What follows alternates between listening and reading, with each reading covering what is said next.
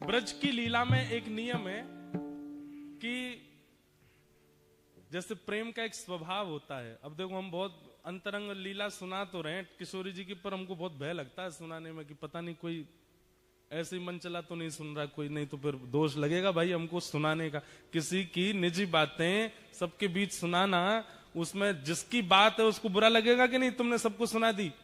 लेकिन जब किसी योग्य को बताई जाती है, जैसे हमने किसी से कहा भाई हमने तुम्हारी पर्सनल बात उनको बता दी, अच्छा वो तो कोई नहीं मेरे फ्रेंड है उनको तो बता सकते हो।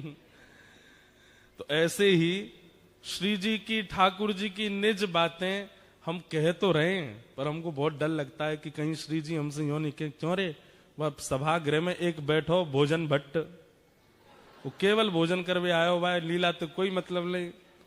व्हाट्सएप इंस्टाग्राम चला तो सुन रहा मेरी लीला है, तू भाई वो सुनाया आयो।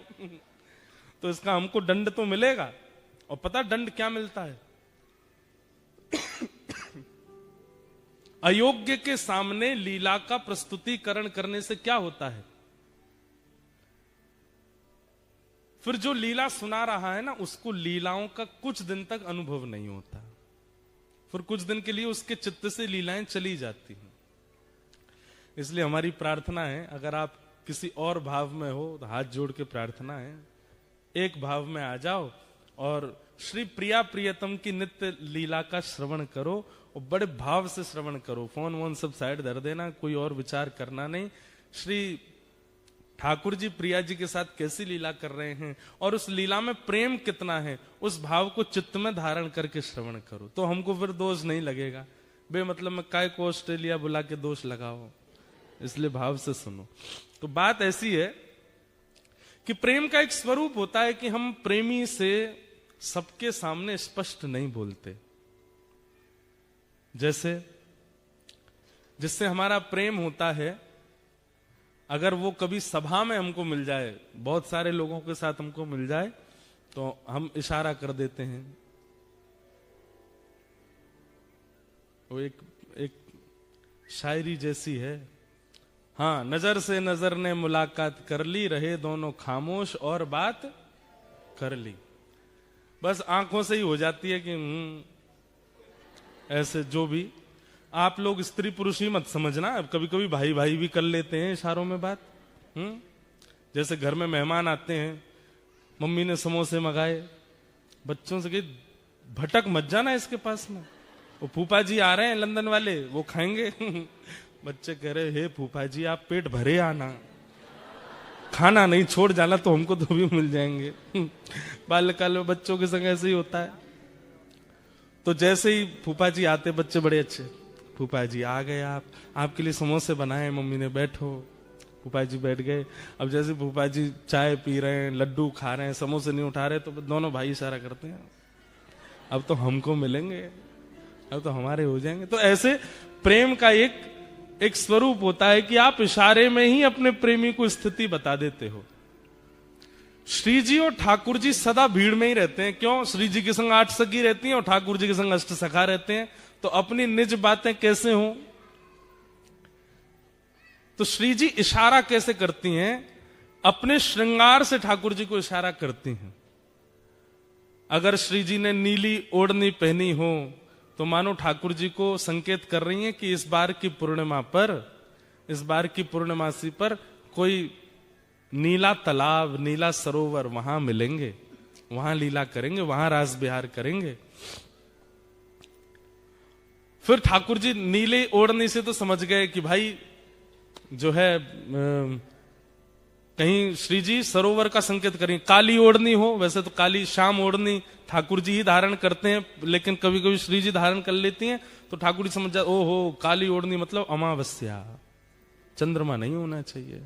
और फिर काली ओढ़नी हो, उसमें थोड़े थोड़े सितारे जैसे जड़े हों, तो ठाकुर जी समझ जाते हैं कि द्वितीया तृतीया का चंद्रमा हो जिसमें तारे टिमटिमा रहे, उसमें मिलने की आज्ञा कर रही हैं। ऐसे किशोरी जी संकेत करती हैं। अब नीली ओढ़नी है, उस पर गुलाबी वस्त्र पहने हैं, तो मानो नीला सरोवर और उसमें भी कमल खिले हों, वो संकेत है। ये 2 संकेत हो गए। अब तीसरा संकेत क्या होता है? तीसरा संकेत ये होता है कि किशोरी जी से ठाकुर जी पूछते हैं, हे श्यामाजू अब बोलते तो है नहीं, पर बस एक बार निहार के ठाकुर जी समझ जाते हैं क्या आज्ञा है। अकेले आना है कि इनमें से किसी को लेके आना है। तो किशोरी जी अगर केवल एक बिंदी धारण करके आई हो तो मानो संकेत कर रही है अकेले आना है। और अगर कपोलन पर पत्रावली बना रखी है गोल गोल और बीच में 2 बिंदु हैं, तो ठाकुर जी दोनों कपोलन के बिंदु गिनते हैं कितने हैं। अगर बीच में 1 बिंदी और 4 दोनों तरफ हैं, तो इसका मतलब ठाकुर जी कह रहे हैं अपने सखा नहीं लाने हैं हमको, इनकी 8 सखियां ही रहेंगी, 4 हमारे पक्ष में 4 इनके पक्ष में। और मानो अगर पूरा यहां तक पूरा भर रखो है, पत्रावली अद्भुत धारण कर रखी, ठाकुर जी कह रहे हैं ओहो अब तो जरा भंडारा सबको लेके चलना है, इसमें एकांतिक नहीं है। तो ऐसे किशोरी जी संकेत करती हैं। एक दिन किशोरी जी श्रृंगार करके आई और ठाकुर जी के लिए सुंदर भाव विचार करके आई कि छाक लीला करेंगे। छाक लीला मतलब भोजन पाएंगे। और छाक लीला के भाव से किशोरी जी ने पूरा वस्त्र धारण किए। तो वस्त्र कैसे धारण किए? हरे कलर के सब वस्त्र पहने। उसका संकेत यह किया कि ठाकुर जी को संकेत कर रही है कहीं बगीचा में मिलेंगे। और उसमें भी केश जो है श्री जी के वो बेणी गूथी हुई है। अगर बेणी पीछे है नहीं दिख रही है तो इसका मतलब ठाकुर जी को यह संकेत है कि वन में नहीं मिलेंगे। और वेणी अगर आगे है तो वेणी के भाव से संकेत है कि वेणी मतलब चोटी, वेणी के भाव से संकेत है कि घने वन में मिलेंगे। घने केश है ना, वो वेणी आगे है, उसमें पुष्प हो ना तो उस पुष्प के फूल जहां खिलते हैं उस वन में मिलेंगे। ऐसे ऐसे संकेत करती हैं श्री जी।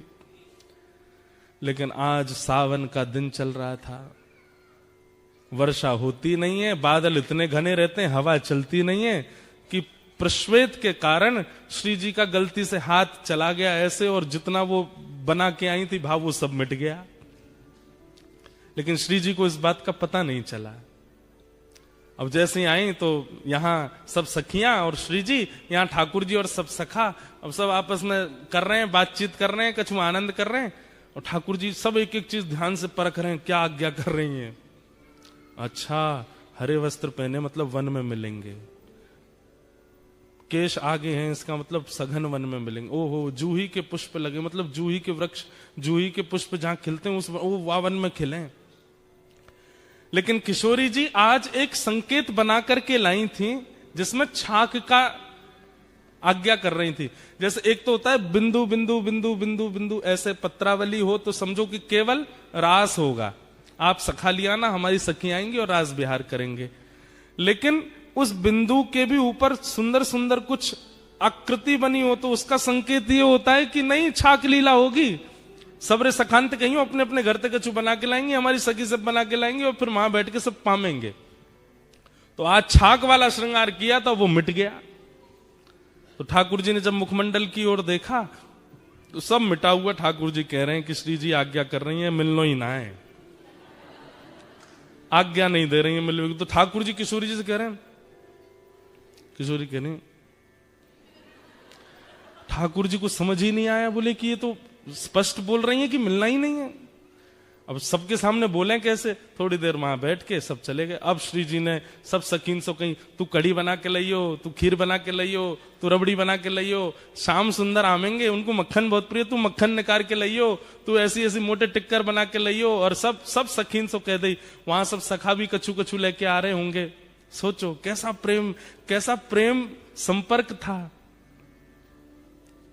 ये व्हाट्सएप और इंस्टाग्राम वाला टाइम नहीं है। और ये स्वच्छंद प्रेम है, इसमें काम दूर दूर तक नहीं है।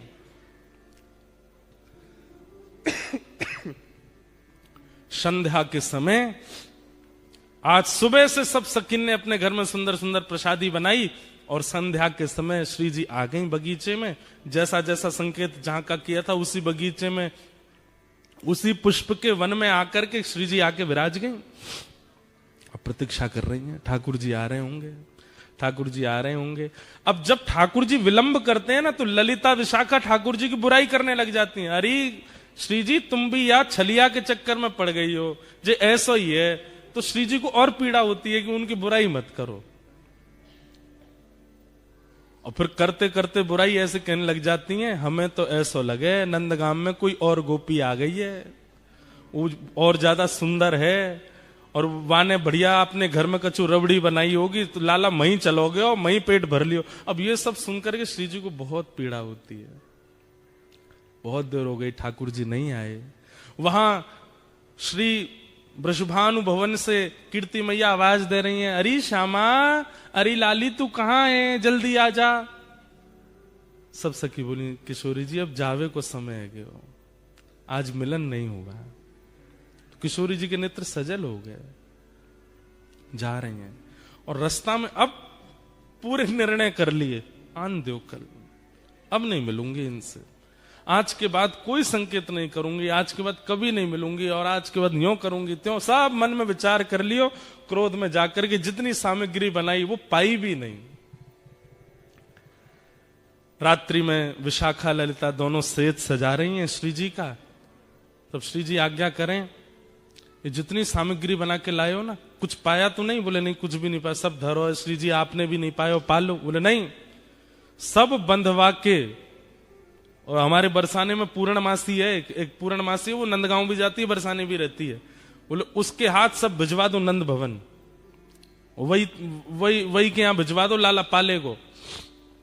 क्रोध में जैसे किसी ने आपके लिए बढ़िया घर में व्यवस्था करके रखी, आप नहीं गए तो वो फोटो खींच के भेजता है, ले ये सब करके रखा था मैंने तुम्हारे लिए, फूल मंगा के रखे थे, ये करके रखा था, तुम आए नहीं। तो वो कितना भारी लगता है। हमारे साथ तो बहुत होता है ना, क्योंकि हम जहां भी कथा करने जाते हैं 10 लोग बुलाते हैं, वो हमारे घर आओ, 2 मिनट के लिए आओ, तो हम आएंगे बनाएंगे। अब कोई बेचारा पूरी व्यवस्था करके रख लेता, जब नहीं जाते तो फिर कभी मिलता है, महाराज जी देखो मेरी बेटी सुबह से बैठी थी, हाथ जोड़ के बाहर खड़ी थी, आप आएंगे, दिया बुझ गए, तेल सारा खत्म हो गया घर का, लेकिन आप आए नहीं, हमने ये बना के रखा वो। अरे मैंने कि मैया क्षमा करो, फिर कभी आ जाऊंगा। तो ऐसा होता है। तो उसी भाव से श्री जी ने 56 भोग भिजवाए ठाकुर जी के पास। पूर्णमासी आई ठाकुर जी के पास आके बोली, लाला इतकुआ। अरे पूर्णमासी कहा भर के लाइए आज झोला में? बोले 56 भोग है। काय बात को? बोले श्री जी ने भिजवाया तेरे काजी। अच्छा, आज कोई उत्सव हो बरसाने में, कोई मनोरथ हो? वो ना कछु ना। तो कहा कह के भेजो, काय मारे भिजवाए हुए सब? बोले कछु ना, क्रोध में भेजो है। ठाकुर जी की तो सांस रुक गई। मैंने कहा कर दियो, मुझसे कहा गलती है गई। अब ठाकुर जी विचार कर रहे, अपराध कहां बना, क्या हुआ, कैसे हुआ। तब अगले दिन फिर ऐसा नहीं है कि मिलते हैं एक ही जगह। यहां ठाकुर जी गैया चराने जाते हैं, श्री जी और सब सखियां जो हैं वो दही बेकन के लिए सब सखियां जाती हैं, श्री जी उनके संग जाती हैं, बीच में कहीं भी मिल लेते हैं और थोड़ी वार्ता हो जाती है। तो आज श्री जी रुकी ही नहीं, ठाकुर जी सामने से आ रहे हैं और श्री जी चलती चली गई। अब लाल जी पीछे चरणन में प्रणाम करें, हे श्यामाजू कहा है गो। किशोरी जी तो सुने नहीं, तो फिर ठाकुर जी ललिता जी के पास गए, हे ललिता जी आप बता दो कहा भयो, काई को नाराज बैठी हैं, ऐसो मैंने कहा कर दियो। बंधुओं एक बात मैं बीच में बोल दूं, इन लीलाओं को सुनकर के आप कहीं ये विचार मत कर देना कि भाई ये वही कृष्ण है जो सुदर्शन चक्र धारण करते हैं। हाँ ये वही कृष्ण है, ये वही कृष्ण है जो महाभारत युद्ध में द्रुत गति से रथ को हाँकते हैं। ये वही श्री कृष्ण है जो विराट रूप धारण करके सहस्त्र शीर्षा पुरुषः सहस्त्राक्षः सहस्त्रपात, 1000 मुख 1000 हाथ 1000 चरण जिनके प्रकट हो जाते हैं, ये वही श्री कृष्ण है। लेकिन व्रज वृंदावन में अपने प्रभाव को छुपा देते हैं, स्वभाव में रहते हैं। वृंदावन के श्री कृष्ण अलग ही हैं। ऐसे डर रहे हैं जैसे मानो श्री जी अगर नहीं रीझी तो मेरा तीनों लोक लुट जाएगा। आज घबरा रहे हैं। ललिता जी कह रही हैं हम तो तभी बताएंगे। बोले कब? बोले पहले विशाखा की चरण दबा के आओ, जाओ। ठाकुर जा रहे, अरे विशाखा तू तो बड़ी अच्छी है। नहीं नहीं तुम गोबर चोट्टी बोल रहे थे मुझे उस दिन। ना ना आज के बाद लाए बोलूंगा। बोल कहा बोलोगे? अरे तू तो रानी है, तू तो महारानी है। अरे विशाखा तू तो ऐसी है, तेरी भलैया ले लूं। नहीं आरती करो। बोले आरती करता हूं, तू जो कहेगी सो करूं। यूं बता दे श्री जी नाराज काहे क्यों है? सबरी गोपी अपने अपने काम करवा ले ठाकुर जी थे। अच्छा लाला तो एक काम कर, वो ऊपर गोबर उपला थापिया जा, ठाकुर जी गोबर थापने, अरे तू बता दे बस काय बात ते नाराज है। जब खूब थक जाते हैं ठाकुर जी भी, तब बोले वादना श्री जी ने संकेत किया, छाक लीला को संकेत किया। रात में सब सामग्री बना के हम वन में प्रतीक्षा करती रही, ना आयो सखान को लेके। ठाकुर जी बोले कब? बोले परसों। बोले कैसे कियो संकेत? बोले पत्रावली बनी, पत्रावली में ऊपर ऊपर सुंदर सुंदर आकृति बनी, छाक लीला को संकेत कियो और नहीं आए तुम। अरे मैं तेरी सौगंध खा के कह रहा हूं, अब मेरी सौगंध मत खावे, मोए अभी जीनो है। ठाकुर जी बोले अरे तू जाकी के बाकी सौगंध खा के कह रहा हूं, मोए ना दिखे। ललिता विशाखा, विशाखा जी बोली नहीं नहीं हमें सब पता है, नंदगाम में कोई गोपी आई है, वाने रबड़ी बनाई, वाके घर। अरे तू जो कहेगी सो करूंगा, सौगंध खा के करूंगा, ऐसा कोई बात ना है, मो संकेत पता नहीं चलो। तब ललिता विशाखा बोली अब तो श्री जी को मनावे के काजे कोई योजना करनी पड़ेगी। ठाकुर जी बोले कहां करूं? तभी वन में देखी कि दो वृक्ष, और दोनों वृक्षन से एक बेल निकल करके, एक वृक्ष की बेल निकल के दूसरे वृक्ष पे जा रही है। ऐसी एक डाल है, हमारे ब्रज में आज भी ऐसी डाल है, और केवल ब्रज में ऐसी डाल है जहां वास्तविक स्वाभाविक झूला बने ही हुए हैं। ठाकुर जी ने वो जैसी देखो, ठाकुर जी बोले अब एक तरीका है। बोले कहा? बोले या कुछ झूला बनाऊंगा। ठाकुर जी ने सुंदर झूला सजायो, वहां पे पाटो लगायो, सुंदर वहां पे एक गद्दा बिछा दियो, वहां पे सुंदर पोशाक धर दी, इत्र आदि लगा दिए, सुंदर तैयारी करके बिल्कुल झूला झुलावे की। श्री जी झूला का एक स्वरूप है, जिनके घर पे है वो जानते होंगे। कितनी भी टेंशन में आप बैठे हो, कितनी भी दिमाग में कुछ भी चले, झूला पे जाके बैठ जाओ, आप बिल्कुल शांत हो जाओगे। जैसे झूला आगे पीछे झोटा लेगा ना, आपका मन अपने आप प्रसन्न हो जाएगा। और या फिर ऐसा कहो, प्रसन्न व्यक्ति ही झूला पे बैठता है। अब प्रसन्न व्यक्ति झूला, उसको कहो झूला पे, अरे मुझे नहीं बैठना, बैठो ना झूले पे। झूले पे वही बैठता है जो प्रसन्न हो। या फिर अप्रसन्न को बैठा दोगे तो उसका जितनी भी अप्रसन्नता है वो चली जाएगी। ये झूले का स्वरूप है। तब झूला तैयार करके तब श्याम सुंदर गए। ऐसो मान नहीं कीजे हठ छोड़िए अली, ऐसो मान नहीं कीजे हठ छोड़िए अली। सब लोग गाओ। ऐसो मान नहीं कीजे हठ छोड़िए अली, ऐसो मान नहीं कीजे हठ छोड़िए अली। तू तो परम सयानी वृष भानु की नली, तू तो परम सयानी वृष भानु की लली। तू तो परम सयानी वृष भानु की लली। तू तो परम सयानी वृष आओ। भानु की लली। हे झुक आए बदरा, गिर आए बदरा, झुक आए बदरा गिर आए बदरा। झुक आए बदरा, गिर आए बदरा, झुक आए बदरा गिर आए बदरा। ओ राधे झूलन पधारो, घेर आए बदरा, राधे झूलन पधारो। गिर आए बदरा। ओ श्यामा झूलन पधारो, गिर आए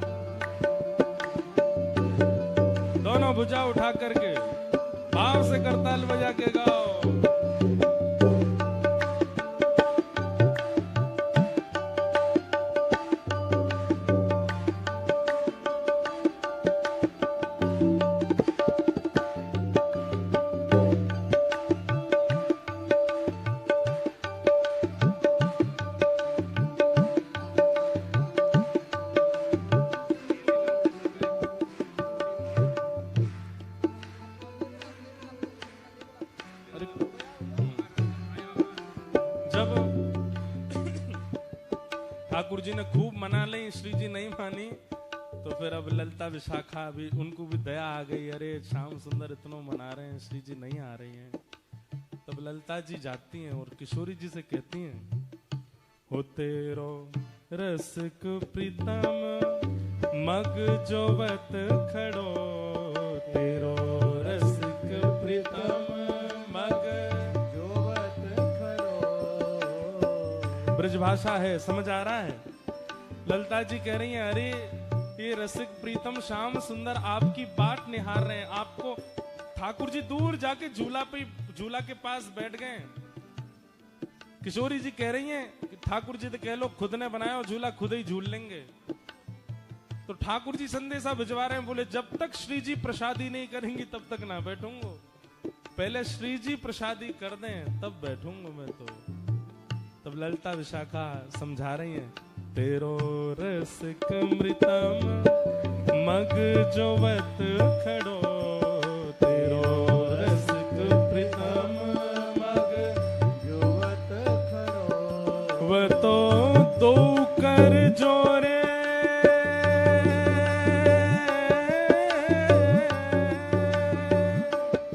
वो तो दो कर जोड़े तेरे चरण पड़ो, वो तो दो कर जोड़े तेरे चरण पड़ो।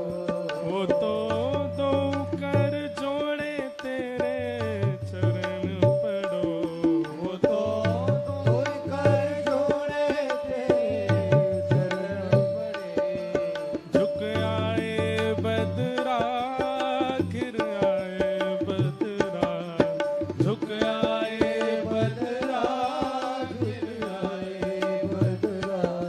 झुक आए बदरा घिर आए बदरा, झुक आए बदरा आओ। गिर आए बदरा। हे श्यामा झूलन पधारो घिर आए बदरा,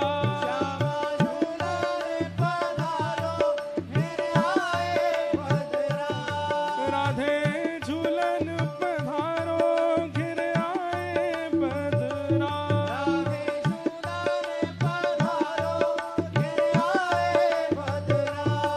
राधे झूलन पधारो घिर आए बदरा,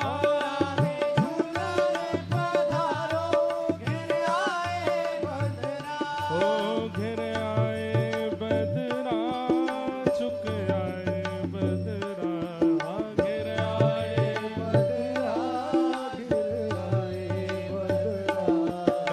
घिर आए बदरा, झुक आए बदरा, घिर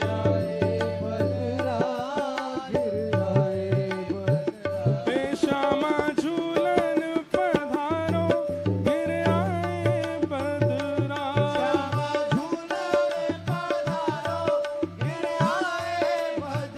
हे श्यामा झूलन पधारो घिर आए बदरा,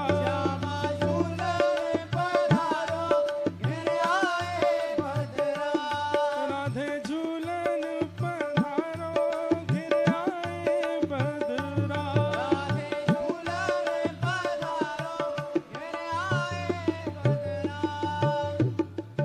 सब सखीन ने जाकर के श्री जी को मनायो, हे श्यामाजू ऐसी मेहनत ते छोटे छोटे हाथन से झूला बनायो है, पाटो बिछायो है, वापे रेशमी वस्त्र डारो है, श्याम सुंदर इतना श्रम करके देखो कैसे चढ़ चढ़ के पेड़ पे पूरे झूला की तैयारी कर रहे हैं। ऐसे मत करो, चलो। अंत में श्री जी मान गई। अब श्री जी तो बेचारी हमारी सहज है, नेक में ही मान जाए, मान करें जरूर है लेकिन मान बहुत जल्दी जाए। इतने में किशोरी जी आ गई। अब जैसे ही किशोरी जी आई तब तक ठाकुर जी ऋषिया गए। ऋषियानो समझे? ऋषियानो कहते के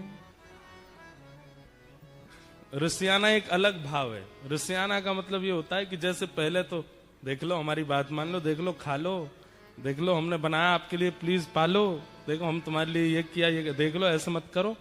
जब फिर भी नहीं मानता सामने वाला तो फिर ऋषियाए वाला व्यक्ति, जब आप फिर जाओगे तो अब मैं दूंगा नहीं, ये होता है ऋषियाना।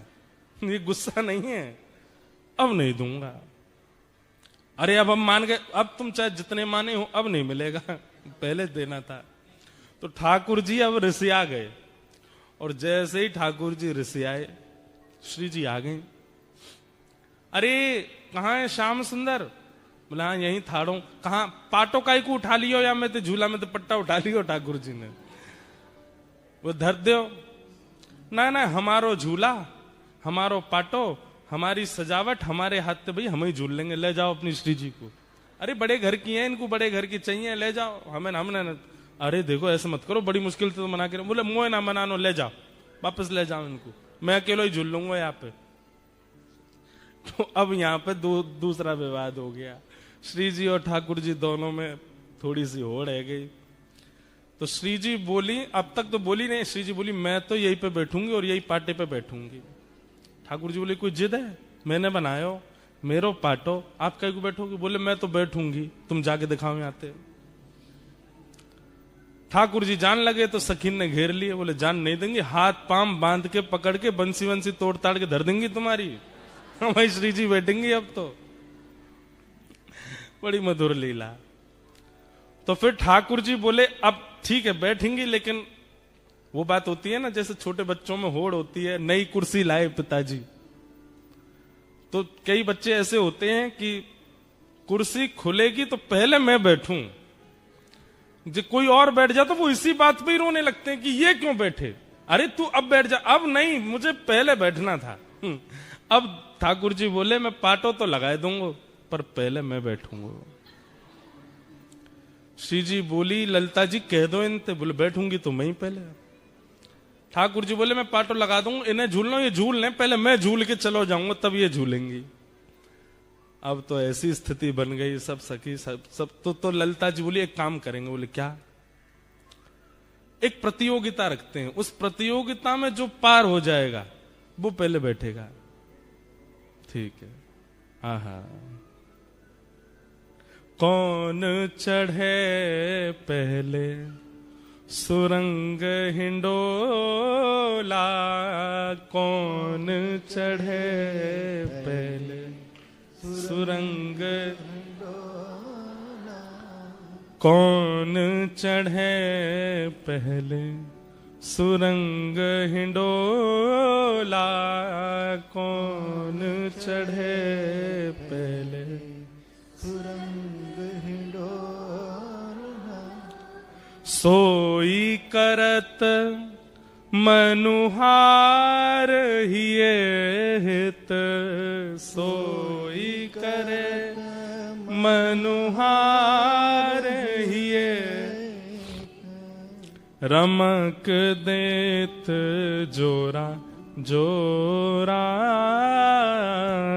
रमक देत जोरा जोरा। ललिता विशाखा जी बैठ गई एक कोने में जाके। बोले अब आप दोनों कुछ करो जिससे हम रीझेंगी, उसको पहले बैठाएंगे। तो किशोरी जी बोली मैं बाद में करूंगी, पहले इनते करवाओ, ये जो करेंगे उसका काट मैं करूंगी। तो ठाकुर जी बैठ गए तुरंत और कहा करन लगे, गावत राग तान मधुर स्वर, गावत राग तान मधुर स्वर, गावत राग तान मधुर स्वर, गावत राग तान मधुर स्वर। और कैसा गा रहे हैं? कोटि काम चित चोरा। ये श्री हरिराय महाप्रभु जी का पद है, उनकी छाप पदों में होती है रसिक प्रीतम। एक पद हम गाते हैं कथा में, तलेटी गोवर्धन की रहिए, नित प्रति मदन गोपाल लाल के चरण कमल चित लइए, तन पुलकित ब्रज रज में लोटत गोविंद कुंड में रहिए, रसिक प्रीतम हित चित की बातें श्री गिरधारी जी सो कहिए। एक दूसरा पद हम गाते हैं, नैनन में ही राखूं पिया तो है, तुमरी एक रोम की छवि पर जगत वार सब लाखूं, रसिक प्रीतम संगम की बातें काहू सो नहीं भाकूं। ऐसे ही हम जब पद लिखते हैं ना, हमारे लाल जी जब कोई अनुग्रह करवाते हैं, एक लीला सुनाएंगे जो लाल जी ने प्रकट करी है, गिरधर लाल जी ने। तो गिरधर लाल जी के जो पद होंगे उनमें छाप होगी गिरधर, अंतिम शब्दों में लिखा आएगा गिरधर। तो समझ जाना कि ये लाल जी का पद है, गिरधर लाल जी का पद है। एक सुनाऊंगा लीला। तो श्री रसिक प्रीतम जी हरिराय महाप्रभु जी वल्लभ संप्रदाय वल्लभ कुल में आप आचार्य हुए, और आपका ये पद है। कह रहे हैं, बोले ठाकुर जी गायन करने लगे, और बोले सामान्य नहीं गा रहे हैं, बोले ऐसा गायन कर रहे हैं, ऐसा गायन कर रहे हैं कि कोटि कोटि काम कंदर्प दर्प दलन करने वाले लग रहे हैं ठाकुर जी। ललिता विशाखा तो मोहित हो गई ठाकुर जी पे। ऐसे ऐसे तान लेवे, ऐसे ऐसे गावे, ऐसे ऐसे मधुर स्वर कान पे हाथ धर के लगावे। ललिता जी तो सुध बुध खो करके और ठाकुर जी के पक्ष में ही जा रही हैं। पाटा लेके बैठी हैं दोनों, तो जिसको पाटा देंगे वो पहले बैठेगा। ललिता जी तो बिल्कुल तैयार है गई, बोले मैं तो इन्हीं को पाटो दूंगी। कैसे गा रहे हैं, देखो कितना मधुर है इनको स्वर। इतने में श्री जी ने आंख दिखाई, बोले माया जाल है, फंसना नहीं इसमें, अभी हमारी बारी तो आने दे। गा रहे हैं ठाकुर जी।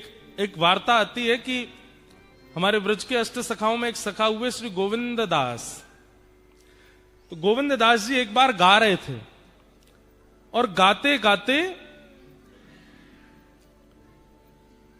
गाते गाते सामने गुसाई जी बैठ के सुन रहे थे। तो गोविंद दास गाते गाते गाते गाते ऐसे करें, ढंग से गाओ, ऐसे नहीं करो, चलो प्रेम से गाओ। तो सामने बैठे गुसाई जी बोले, किसको डांट रहे हैं, ये बगल में कोई बैठा तो है नहीं, लाला ऐसे नहीं ऐसे गाओ। तो फिर गुसाई जी पूछ पड़े, हे गोविंदा तुम किससे बात कर रहे हो। तो गोविंदास जी बोले, गुसाई जी आपके मंदिर को लाला है, मैं जब जब गाऊं निकर के आ जाए, मेरे बगल में आके बैठ जाए, और फिर कान पे हाथ धर के मेरे पीछे पीछे गावे, लेकिन बड़ा उद्यमी है, मैं जैसा स्वर लगाऊं वहां में एक स्वर अपनो लगा के गावे। तो समझा रहा हूं लाला ऐसे मत गावे। तो गोविंद दास की बात सुनकर के गुसाई जी के नेत्र सजल हो गए। बोले ठाकुर जी बैठे हैं? बोले हाँ। कैसे गा रहे हैं? बोले ऐसे गा रहे हैं। बोले मुझे दिखाई नहीं दे रहे ठाकुर जी। अरे रुको मैं कहूं इनते अभी दिख, नहीं नहीं नहीं, उनको संकोच मत कराओ, वो सहज हैं, उनको जैसे सहज है बैठने दो, मेरी वजह से उनको संकुचित मत करो। पर मुझे बस इतना बताओ, ठाकुर जी गाते हैं तो उनका स्वर कानों को कैसा लगता है? गोविंद दास वर्णन कर रहे हैं, बोले आहा, जब श्याम सुंदर गाते हैं ना, बोले जैसे कभी नदी के किनारे खड़े हों और बिल्कुल शांत वातावरण में नदी की धीमी धीमी स्वर लहरी कानों को सुख देती है, कभी पहाड़ों पर खड़े हों तो पहाड़ों का शांत वो स्वभाव कभी कभी एक ओजमयी वाणी बनकर के कानों को लगता है। सुबह सुबह सूर्य उदय होते समय पेड़ों पर बैठी हुई पक्षी पशु जब चहकती हैं, पक्षियां कोयल चहकती है, उनका स्वर जैसे सुंदर लगता है। घने बादल हो रहे हो और उस समय वन में मोर कुहुक रहा हो और उसकी वाणी सुंदर हृदय को आनंदित कर देती है। मतलब प्राकृतिक जो स्वर है वो स्वर जितना सुख देता है, उस स्वर को भी, उस प्राकृतिक स्वर को भी 1000 गुना, लाख गुना, करोड़ गुना कर दिया जाए, वैसा सुख ठाकुर जी के स्वर में मिलता है। ठाकुर जी जब गाते हैं तब इतना सुख होता है। लेकिन बोले लेकिन जब हमारी किशोरी जी गाती हैं तो ठाकुर जी भी फीके लगते हैं। किशोरी जी के सुर के आगे तो ठाकुर जी को सुर भी ना चल पावे। हमारी लाडली जी तो उनसे भी आगे है। तो ठाकुर जी ने अपनी सबरे जोर लगा दिए, पहले झूला पे बैठ हुए को खूब गा दिए, ऊट पटांग जैसा उनको भाव आयो गा दियो। अब बारी आई किशोरी जी की। आहा, ठाकुर जी बोले देखो श्री जी कैसो गायो मैंने, अब गा के दिखाओ।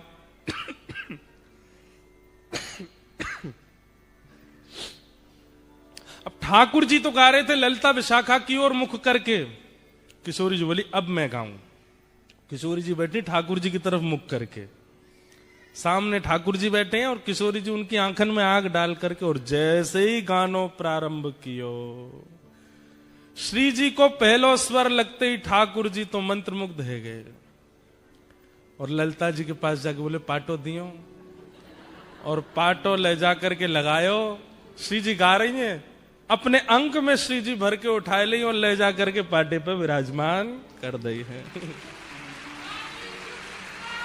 की जय। रसिक प्रीतम यह होड़ पिया परी, रसिक प्रीतम यह होड़ प्रिया परी। और फिर क्या कर रहे हैं ठाकुर जी?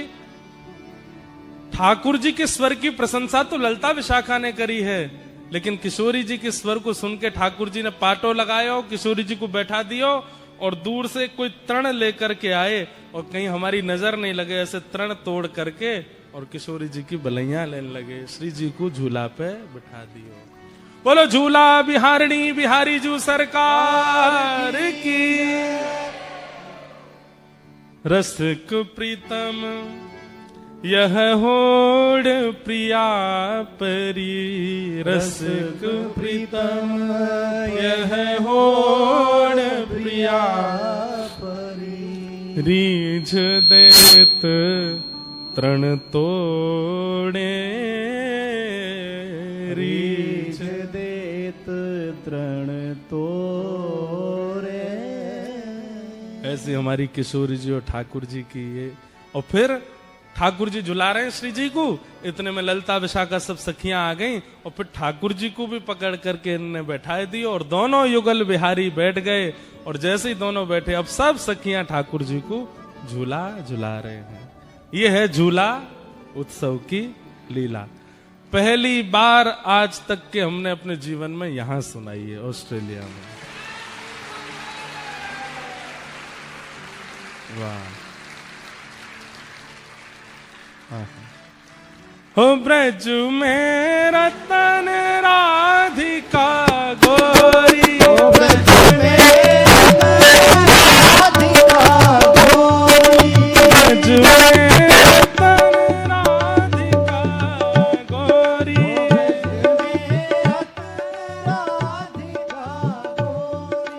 ओ राधिका गोरी, राधिका गोरी,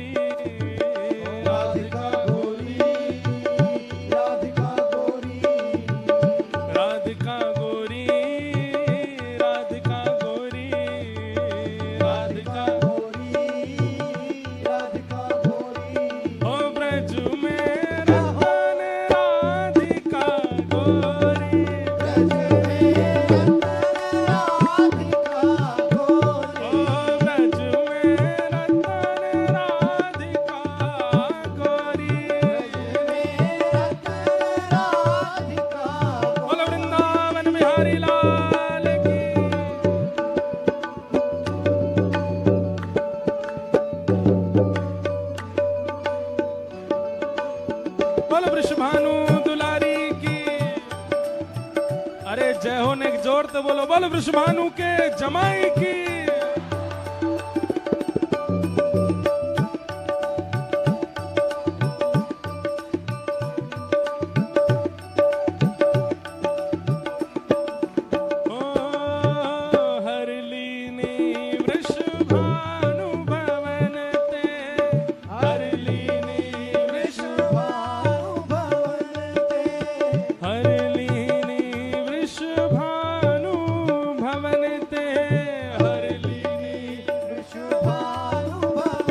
वृषभानु भवन ते, वृषभानु भवन ते, हरलीनी वृषभानु भवन ते, हरलीनी वृषभानु भवन ते। नंद सुवन की जोड़ी, नंद सुवन की जोड़ी, सुवन की जोड़ी, नंद सुवन की जोड़ी। हो ब्रज में नग जय हो जोर की हो ब्रज में, हो ब्रज में, हो ब्रज में रतन राधि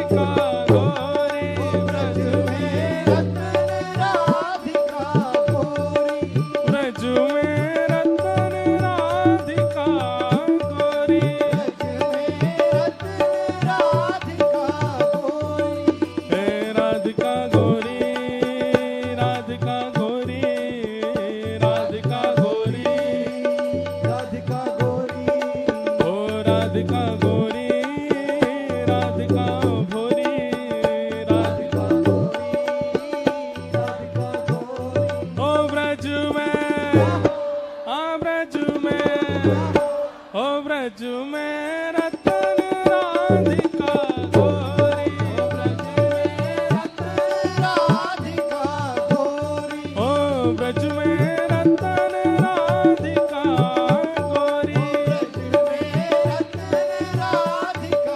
गोरी, बोलो वृषभानु दुलारी की।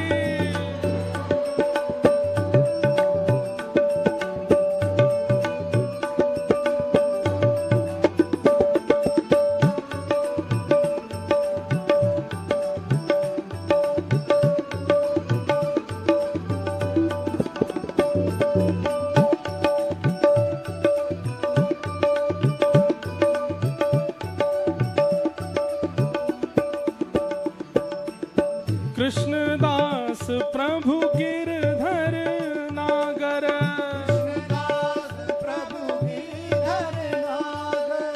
कृष्णदास प्रभु गिरधर नागर,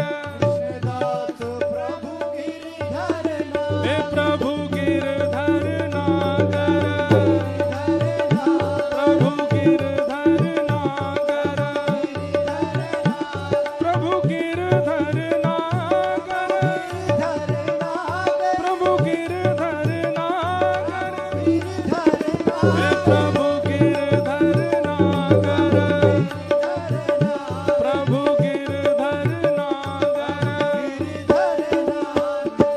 कृष्णदास प्रभु गिरधर नागर,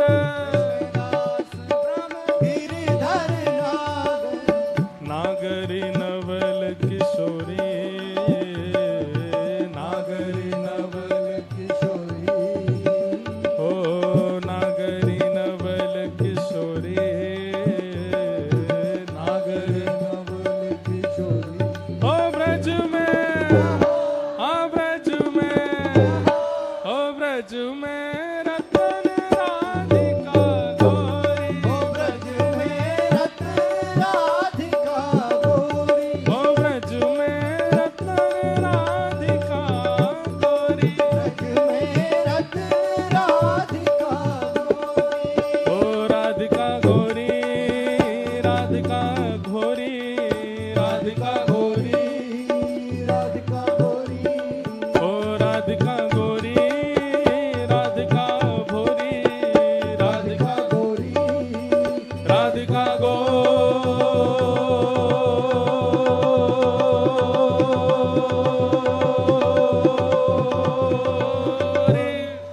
ब्रज में। अभी आवाज नहीं आ रही है आपकी। राधिका गोरी, राधिका गोरी, राधिका गोरी, राधिका गोरी,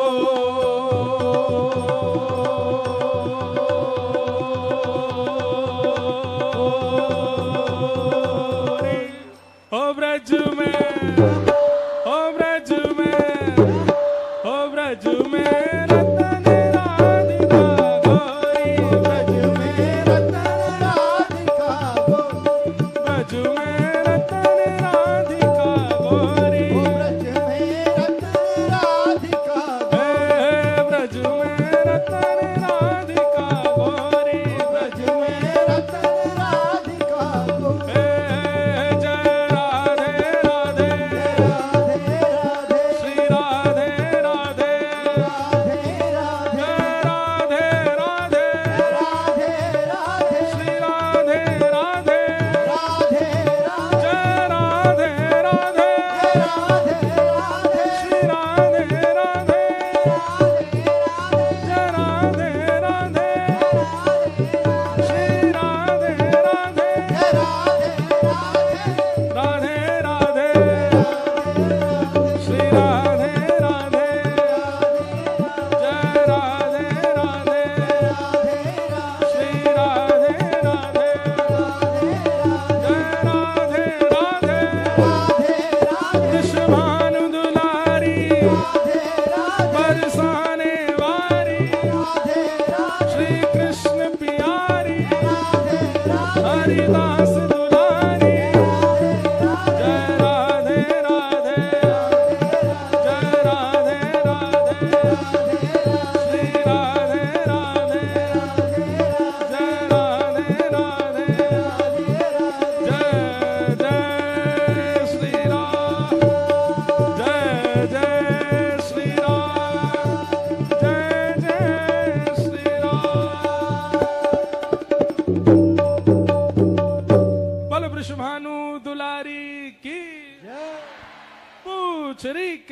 ठाकी हुप हुप प्यारे। क्या बात है वंशी वारे, शाबाश। बैठ जाओ।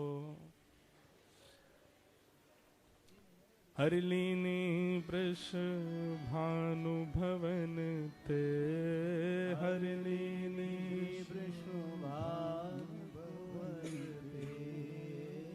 नंद सुवन की जोड़ी, नंद सुवन की जोड़ी। कृष्णदास प्रभु गिरधर नागर, कृष्णदास प्रभु गिरधर नागर। कृष्णदास प्रभु गिरधर नागर, कृष्णदास प्रभु गिरधर नागर। हो नागरी नवल किशोरी, नागरी नवल किशोरी। ओ ब्रज में रतन राधिका गोरी, ब्रज में रतन राधिका गोरी। ऐसे हमारी किशोरी जी और ठाकुर जी। ये अब हमारी बात ध्यान से सुनो। ये जो लीला सुनी है, इस लीला का चिंतन कीजिए और चिंतन करने के बाद आप नाम जप में बैठिए। अब इसी लीला का और विस्तार सोचिए। जैसे अभी इतनी लीला हमने सुना दी, अब इस लीला में और आप विचार करो और क्या हुआ होगा और कैसे रहा होगा। एक बार में नहीं आएंगे विचार, और मनगणित विचार नहीं होने चाहिए, तो कुछ भी सोचने लग जाओ, ऐसा नहीं। ऐसा विचार जिस विचार के चिंतन से आपके नेत्र सजल हो जाएं, आपके रोंगटे खड़े हो जाएं, तब समझना कि जो आपने विचार किया है, जो आपके चिंतन में भाव आया है, वो हुआ है, तभी आपको स्पर्श कर रहा है। इसी को कहते हैं हमारे ब्रज के भाव में मानसी भक्ति। कौन सी भक्ति? हाँ, ये ऐसे आसानी से नहीं आती है।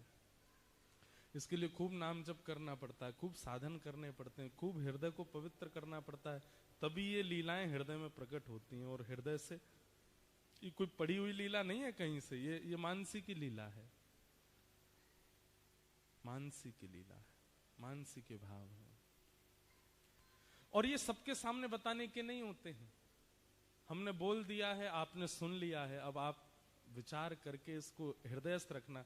जो लोग कहते हैं हमारा मन बहुत भटकता है, हमें मन में एकाग्रता नहीं आती, हमारा चिंतन नहीं बन पाता, नाम जप में निष्ठा नहीं बन पाती, करो ऐसी लीलाओं को चिंतन करो, और इन लीलाओं के चिंतन से मन एकाग्र होगा। आप अनुभव करेंगे लीला का चिंतन करके, और फिर नाम जप में बैठिए, कितनी देर नाम जप हो जाएगा और कितनी माला हो जाएंगी आपको पता ही नहीं चलेगा। आप क्या है, नाम का ध्यान करके और मालाओं की गिनती करते हो, इसलिए मन नहीं लगता। मन को लीला में पहुंचा दो और बुद्धि और मुख से नाम जप में लग जाओ, तब वो नाम जप अथा होता है। फिर ये लीलाओं का प्रकाश होता है, सुंदर सुंदर भाव प्रकट होते हैं। तो ये लीला प्रकट की है आज कथा में।